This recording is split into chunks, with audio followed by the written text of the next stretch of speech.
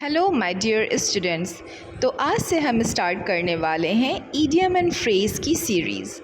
Idiom and phrases किसी भी exam point of view से बहुत ही इम्पॉर्टेंट होता है और इसमें दिक्कत इसलिए आती है क्योंकि इसका लिटरल मीनिंग नहीं होता है। हम इसको डिकोड करके इसका मीनिंग नहीं बना सकते हैं। दैट्स वाई हमें ये मग करना पड़ता है या समझना पड़ता है। तो आज हम कवर करने वाले हैं ए से स्टार्ट होने वाले कुछ ईडियम एंड फ्रेजेस जो एग्ज़ाम पॉइंट ऑफ व्यू से बहुत ही इम्पॉर्टेंट है। So let's start. Our first idiom and phrase is at one's wits end. At one's wits end means perplexed, यानी कि घबराया हुआ। Our second idiom is at one's fingertips. इससे तो वैसे ही समझ में आ रहा है, हमारे फिंगर टिप पे कोई चीज़ तभी आती है जब हमें उसकी कंप्लीट नॉलेज हो जाती है। तो it means having complete knowledge. At one's fingertips means having complete knowledge. Our third idiom is at the spur of the moment. At the spur of the moment means without any delay, बिना देर किए हुए। Our fourth idiom is all in all. And all in all का मतलब होता है most important, जैसे कि आप अपने घर में सबसे important हो। Okay, the fifth idiom is at close quarters.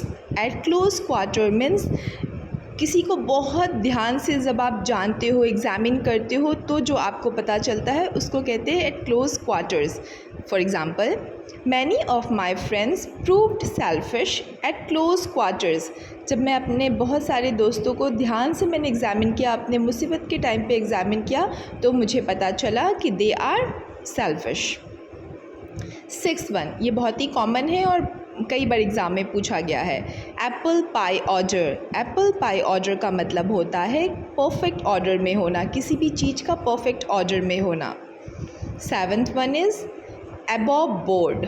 Above board का मतलब होता है वो इंसान जो ऑनेस्ट हो और स्ट्रेट फॉरवर्ड हो।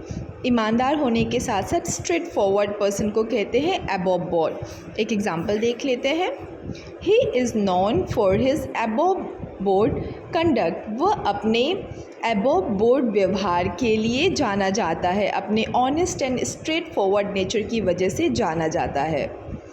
Our eighth idiom is above all. ये तो नाम से ही क्लियर है, बिफोर एनीथिंग एल्स, किसी भी चीज़ के पहले। Above all means before anything else. Okay, the ninth one is as fit as fiddle. This means strong and healthy. As fit as fiddle means strong and healthy. And our last idiom of the day is at a loose in. At a loose in means unoccupied and idle. वो person जो बेकार में बैठा हुआ है, that person may be called at a loose in. Let's take an example.